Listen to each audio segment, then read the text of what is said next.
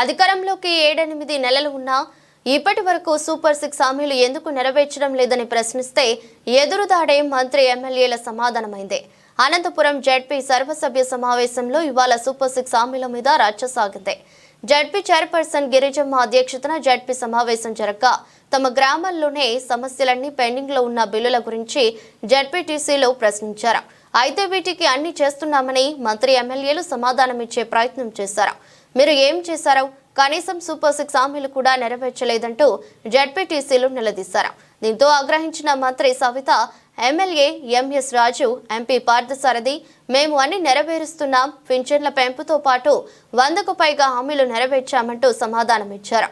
పైగా అమరావతి, పోలవరమే తమకు ముఖ్యమన్నట్టుగా సమాధానమిచ్చారు. ఈ వ్యాఖ్యలపై జెడ్పీటీసీలు, ఎమ్మెల్యేలు, ఎంపీ మధ్య చాలాసేపు వాగ్వాదం జరిగింది.